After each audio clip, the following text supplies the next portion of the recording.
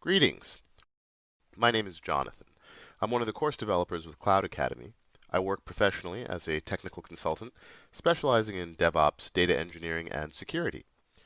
Long ago, in another life, I was a public school teacher. So, I love educating people, and I'm thrilled to be doing it again, only now with technology.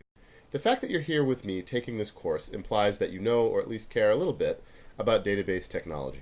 If that's the case, then you know there are a lot of different products out there. There are relational databases like PostgreSQL and MySQL as well. You have NoSQL systems like MongoDB, or key value stores, column databases, things like Cassandra, numerous enterprise offerings from big companies, things like Amazon's DynamoDB. So with such a crowded ecosystem, the first question anyone would rightly ask about Cosmos DB is, what makes it so special? Before we try to tackle that question, let's talk a little history.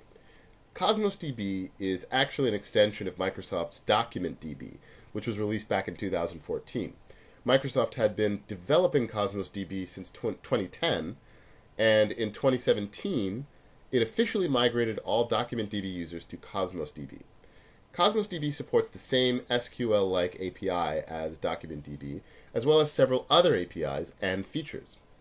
Now, according to Microsoft Azure's own documentation, Cosmos DB is best described as a globally distributed multi-model database.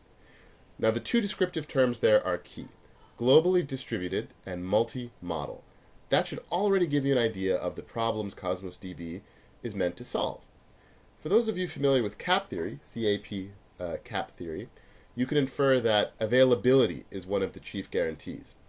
This is critical because achieving reliable database performance across multiple geographic regions is very difficult, especially for relational database systems. So what do we mean when we say that Cosmos DB is a multi-model database?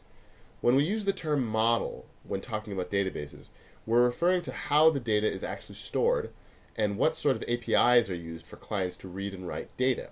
So for example, Cassandra has a certain API and storage paradigm that makes it more suitable for some use cases than others. MongoDB and PostgreSQL have their own models. So what does it mean to say that Cosmos DB is multi-model?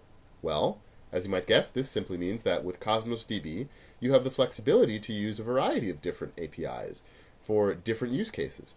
In fact, the available models for Cosmos DB come from well-known database technologies. Cosmos DB supports Table API, Cassandra, SQL, MongoDB, and Gremlin.